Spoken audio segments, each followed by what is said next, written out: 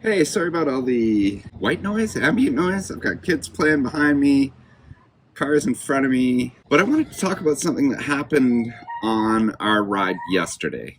And it's something that I believe happens to more people than will admit it. It's something that happens to me quite a bit as well. Ro and I were riding Cream Puff in Pemberton, a single black feature-rich trail, and we've ridden it quite a bit. It was Ro's first ride this year and my second. And as usual, on the climb, in between wheezing, we discussed the ride and what was upcoming and how we felt and how we were feeling on our bikes that day. And on the way up, we have a little slab we hit, and it's kind of just off to the side, off the climbing trail or the road. And it's just a gauge. It's nothing crazy. It's just a gauge how you're feeling on your bike that day.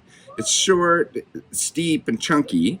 But it's, yeah, like I said, it's nothing crazy, but it's a good gauge. You see how you're feeling, what your eyes are telling you when you're coming in. And after Ro hit it, he mentioned it seemed to look scarier to him that day, even though he's hit it many, many times.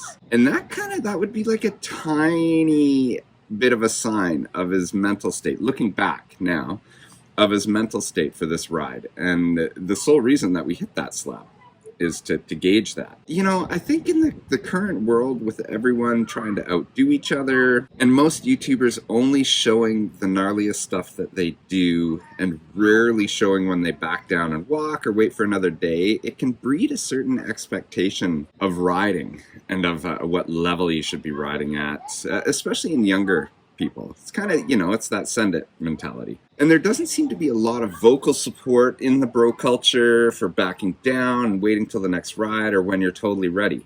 And I think that most riders and their riding groups, you get that support. Like when I'm with my buddies, we all support each other. But I think by and large, if you're looking at the picture from, say, Pink Bike or YouTube, it's not that prevalent. And you're just seeing people send it everywhere. And you're not seeing that. There's exceptions for sure, but you're not seeing that, like, oh, let's back down, let's skip this and walk. You're only seeing the goods. And I think that can seep into expectations, riding expectations, especially amongst the younger crew. And I like to think, as his dad, I know when to support push and when to call it.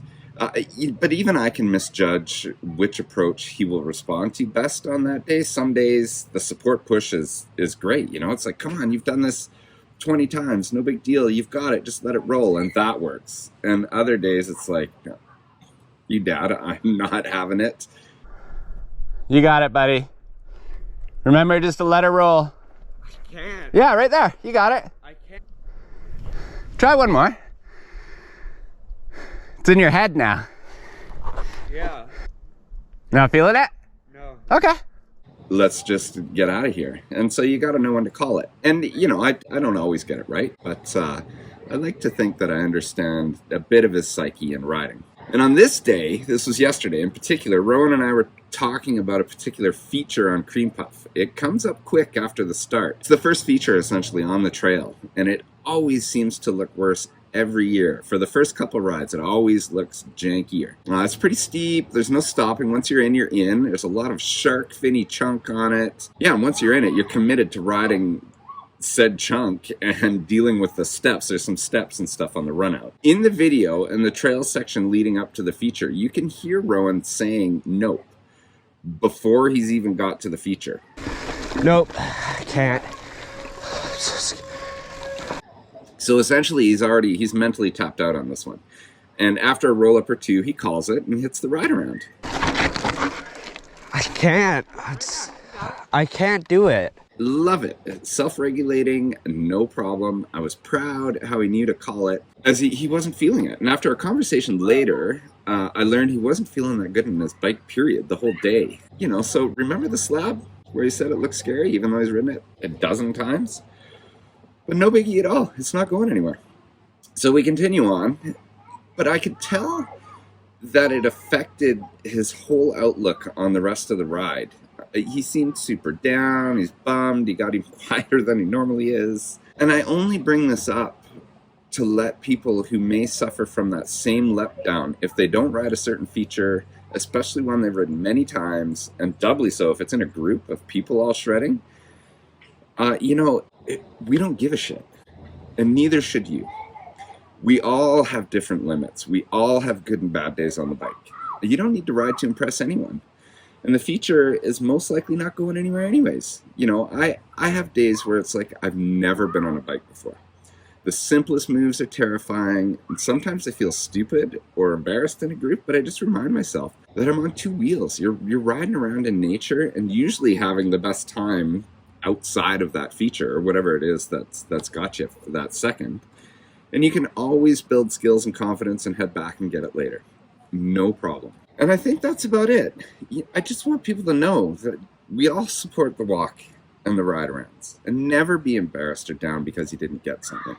I know it's easier said than done, but try and be conscious of it, and maybe it'll help a little bit. You know, I didn't exactly help row in this video, as one of my personal goals this year is to carry more speed when I ride. I'm slow as on the ups. The downs I'm not too bad, but I can ride faster, and I want to be conscious of that and push myself a little more this year. So that's how I've started the year. I want to ingrain it right away. And I kept telling Ro that I would slow up at the features, at the tops of the features, kind of let him catch up and then walk him through the line that I was going. But I was just hammering through it, and I just forgot. And because he's ridden the trail many times, I kind of just assumed. I didn't realize how bad he was feeling on his bike, and I'd just take off. But my bad, and a lesson learned for me as well. Sorry, Rowan. Now let's see how the rest of the ride gets on. Cream puff lap. Here we go. Good to go, buddy? Yeah. Knuckles. All right, let's go have some fun. Whoa, Ro's first lap down the puffer this year. So we're not gonna go total ham. You good? Yeah. I did that way too wide.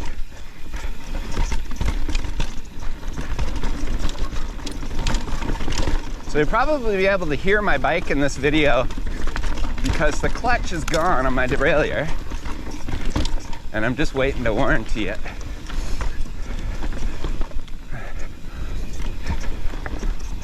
What's wrong?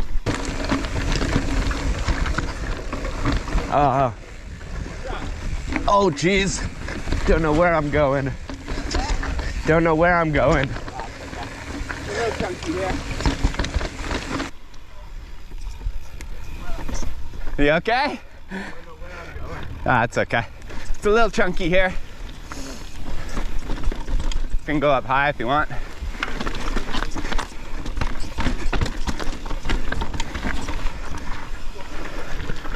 Okay. Nope. Know what?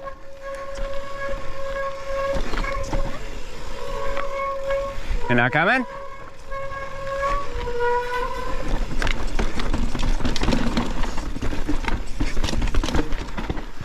You okay, buddy? Yeah. Yeah, no big deal, bud.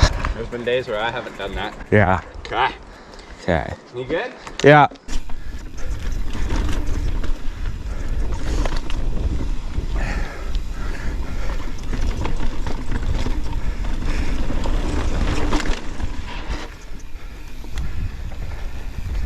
Yeah, Ro. You got that one.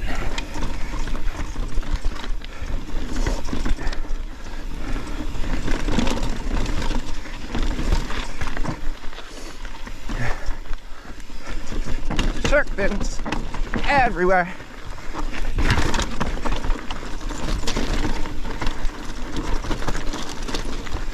Let's see if he gets that one. Yeah, bud. You all right? Yeah, that one's it's a little stab, that one, like.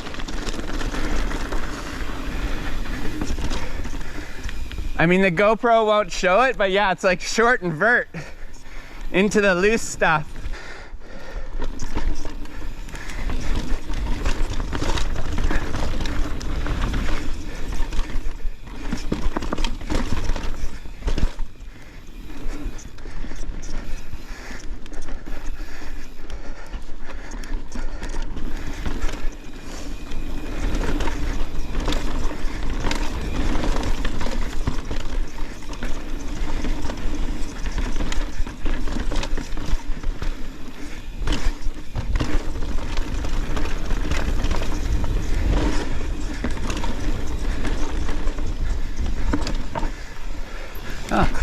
never go this way. Oh, Shram. Should be embarrassed by that clutch.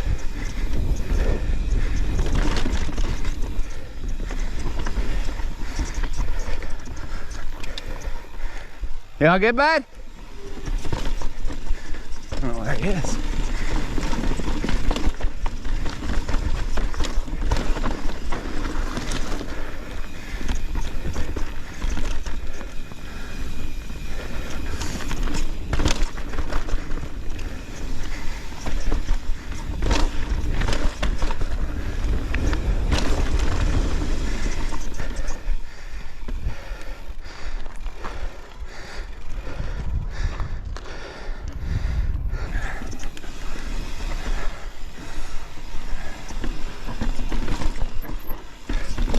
You got it.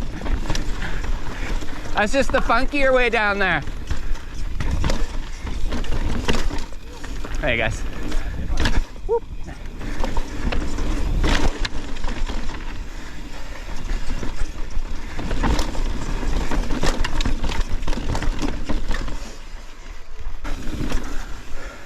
Kind of my bad, I might have gone a little too fast.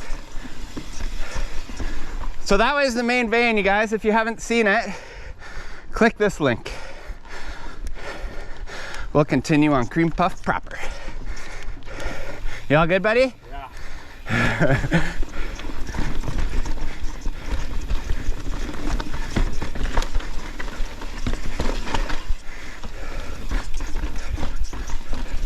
Oh, so I got hung up there.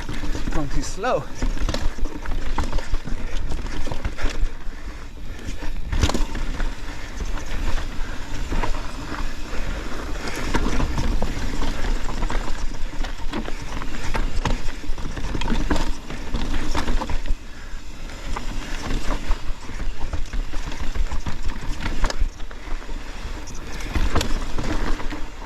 Wait for row here. Yeah, bud. You good? Yeah.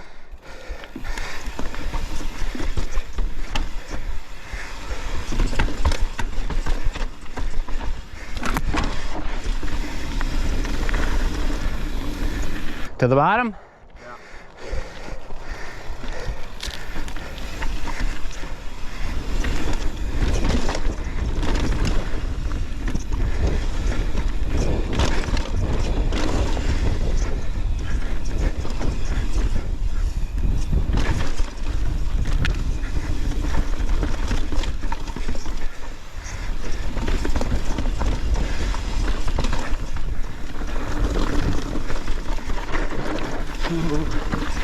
Juice already. April. Hemby.